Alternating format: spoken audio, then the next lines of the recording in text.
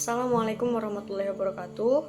Perkenalkan, saya Indri Lestari dari kelas 11 PPLG 2. Sini saya akan menjelaskan mengenai metode rekayasa perangkat lunak. Di sini saya akan menjelaskan beberapa model. Yang pertama yaitu waterfall model, prototype model, dan kemudian ada unified process dan unified modeling language. Yang pertama yaitu the waterfall model. Model siklus hidup atau life cycle model adalah model utama dan dasar dari banyak model. Salah satu model yang cukup dikenal dalam dunia rekayasa perangkat lunak adalah the waterfall model. Ada 5 tahapan dalam the waterfall model. Yang pertama yaitu tahap investigasi. Dilakukan untuk menentukan apakah terjadi suatu masalah atau adakah peluang suatu sistem informasi dikembangkan. Pada tahapan ini, studi kelayakan perlu dilakukan untuk menentukan apakah sistem informasi yang akan dikembangkan merupakan solusi yang layak. Kemudian yang kedua yaitu tahap analisis. Bertujuan untuk mencari kebutuhan pengguna dan organisasi serta menganalisa kondisi yang ada sebelum diterapkan sistem informasi yang baru. Kemudian ada tahap desain. Bertujuan menentukan spesifikasi detail dari komponen-komponen sistem informasi, manusia, hardware, software, network, dan data, dan produk-produk informasi sesuai dengan hasil tahap analisis. Kemudian ada tahap implementasi, merupakan tahapan untuk mendapatkan atau mengembangkan hardware dan software, pengkodean program, melakukan pengujian, pelatihan, dan perpindahan ke sistem baru. Tahapan perawatan atau maintenance dilakukan ketika sistem informasi sudah dioperasikan. Pada tahap ini dilakukan monitoring proses, evaluasi, dan perubahan atau perbaikan bila diperlukan. Kemudian di sini juga saya akan membahas mengenai prototyping model. Prototyping adalah salah satu pendekatan dalam rekayasa perangkat lunak yang secara langsung mendemonstrasikan bagaimana sebuah perangkat lunak atau komponen-komponen perangkat lunak akan bekerja dalam lingkungannya. Sebelum tahapan konstruksi aktual dilakukan, Howard 1997. Prototyping model dapat diklasifikasikan menjadi beberapa tipe. Yang pertama yaitu reusable prototype. Prototype yang akan ditransformasikan menjadi produk final. Kemudian yang kedua yaitu throwaway prototype. Prototype yang akan dibuang begitu selesai menjalankan maksudnya. Kemudian ada input atau output prototype. Prototype yang meliputi perawatan file, dasar, dan proses-proses transaksi. Kemudian yang terakhir yaitu sistem prototype. Prototype yang berupa model lengkap dari perangkat lunak. Tahap-tahap dalam prototyping boleh dikata merupakan tahap-tahap yang dipercepat. Strategi utama dalam prototyping adalah kerjakan yang mudah terlebih dahulu dan sampaikan hasil kepada pengguna sesegera mungkin. Harris 2003. Membagi prototyping dalam 6 tahapan seperti yang pertama, tahapan identifikasi kandidat prototyping. Kandidat dalam kasus ini meliputi user, interface, menu, dialog, input, dan output, file-file, transaksi utama, dan fungsi-fungsi pemrosesan sederhana. Kemudian yang kedua yaitu rancang bangun prototype dengan bantuan software seperti word processor, spreadsheet, database, pengolah grafik, dan software cache atau computer aided system engineering. Yang ketiga yaitu uji prototype. Untuk memastikan prototype dapat dengan mudah dijalankan untuk tujuan demonstrasi. Yang keempat yaitu siapkan prototype USD, User Size System Diagram, untuk mengidentifikasi bagian-bagian dari perangkat lunak yang diprototipekan. Evaluasi dengan pengguna untuk mengevaluasi prototipe dan melakukan perubahan jika diperlukan. Terakhir yaitu transformasikan prototipe menjadi perangkat lunak yang beroperasi penuh dengan melakukan penghilangan kode-kode yang tidak dibutuhkan, penambahan program-program yang memang dibutuhkan, dan perbaikan dan juga pengujian perangkat lunak secara berulang. Kemudian pembahasan selanjutnya yaitu mengenai Unified Process dan Unified Modeling Language.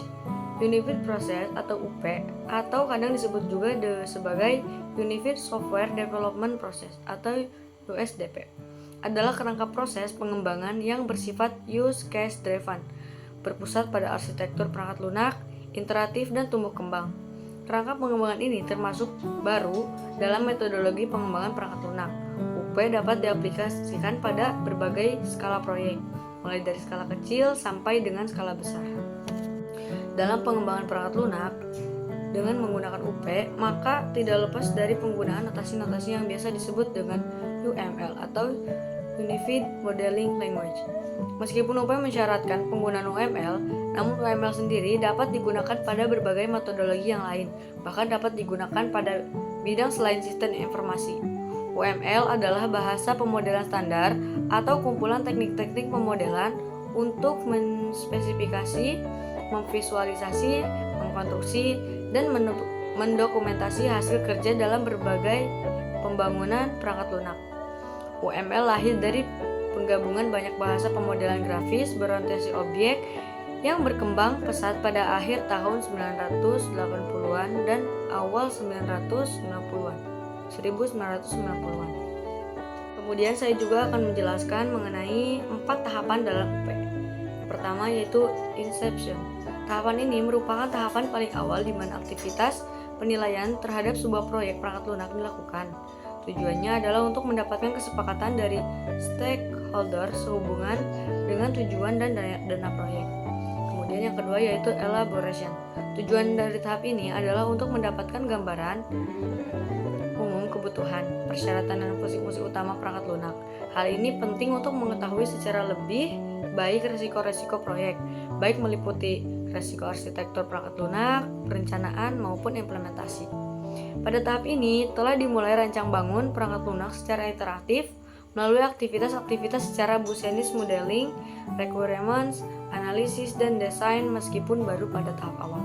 Kemudian yang ketiga yaitu Construction. Tujuan dari tahapan ini adalah membangun perangkat lunak sampai dengan saat perangkat lunak tersebut siap digunakan. Titik berat tahapan ini adalah pada penentuan tingkat prioritas, kebutuhan, persyaratan, melengkapi spesifikasinya, analisis lebih dalam, desain solusi yang memenuhi kebutuhan dan persyaratan, pengkodean dan pengujian perangkat lunak. Jika dimungkinkan, versi awal dari perangkat lunak diuji coba untuk mendapatkan masukan dari pengguna.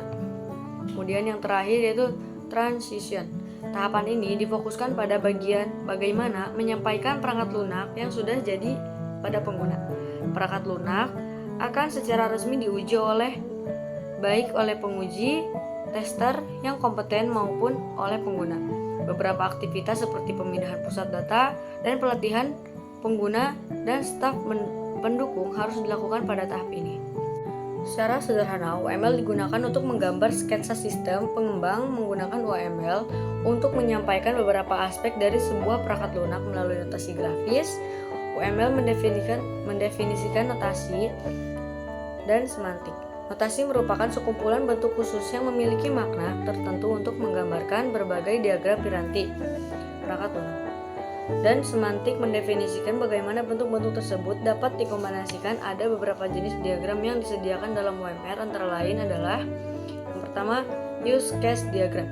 Diagram ini berguna untuk menggambarkan interaksi antara pengguna dengan sebuah perangkat lunak. Kemudian yang kedua yaitu activity diagram. Diagram ini berguna untuk menggambarkan prosedur-prosedur perilaku perangkat lunak. Kemudian yang ketiga yaitu class diagram. Diagram ini berguna untuk menggambarkan kelas, fitur, dan hubungan-hubungan yang terjadi. Pada diagram ini, pendekatan berorientasi objek memegang peranan yang sangat penting. Kemudian ada yang keempat yaitu sequence diagram. Diagram ini berguna untuk menggambarkan interaksi antar objek dengan penekanan pada urutan proses atau kejadian. Kemudian yang kelima yaitu state matching diagram. Diagram ini digunakan untuk menggambarkan bagaimana suatu kejadian mengubah objek selama masih hidup objek tersebut. Kemudian yang terakhir yaitu komponen diagram. Diagram ini berguna untuk menggambarkan struktur dan koneksi komponen. Makasih penjelasan dari saya. Mohon maaf jika ada kekurangan kata maupun masih kurang dalam penjelasannya. Mohon dimaafkan. Sekian, terima kasih. Wassalamualaikum warahmatullahi wabarakatuh.